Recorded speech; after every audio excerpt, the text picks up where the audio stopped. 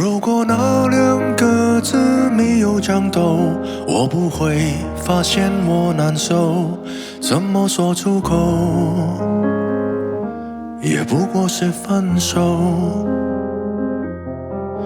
如果对于明天没有要求，牵牵手就像旅游，成千上万个门口，总有一个人要先走。怀抱之人不能逗留，何不在离开的时候，一边享受，一边泪流。10年之前我不认识你，你不属于我，我们还是一样陪在一个陌生人左右，走过牵牵手时的街头。10年之后我们是朋友，还可以问候，只是那种温柔再也找不到拥抱的理由，情人最后难免沦为朋友。人總需要勇敢生存，我還是重新許願，例如學會承受失戀。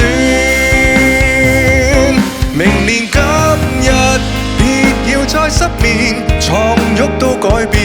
如果有幸會面，或在同伴新婚的盛宴，惶惑地等待你出現。明年今日未見你1年，誰捨得改變？離開你60年，但願能認得出你的子女，臨別亦聽得到你講再見。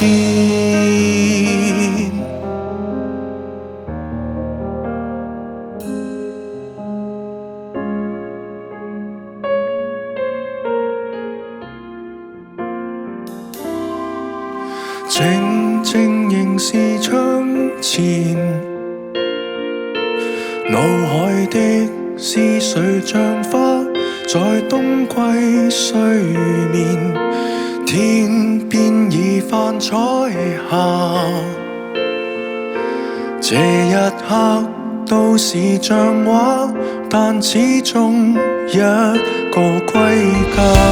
轉眼間太多的變化，人潮內聽這鬧市的笑話，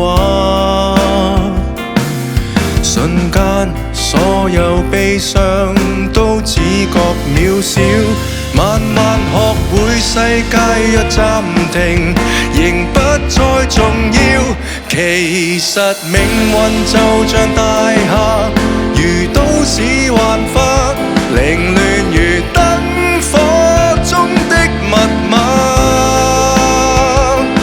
露台看看世界吧，這個天下用盡方法建立這一個家。每朵高高低低的花，為都市腐化，零落時找到它的代價，但仍有過美太白，不怕倒下天邊的一顆碎花，為誰而腐化？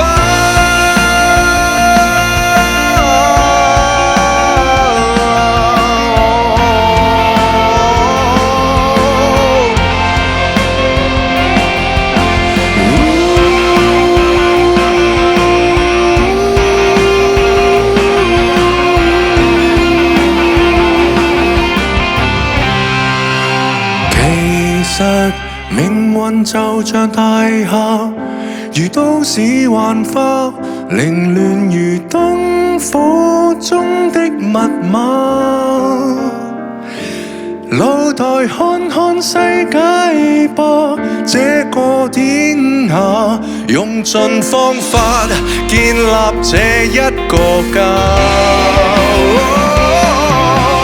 卑躬屈膝的花，為都市腐化，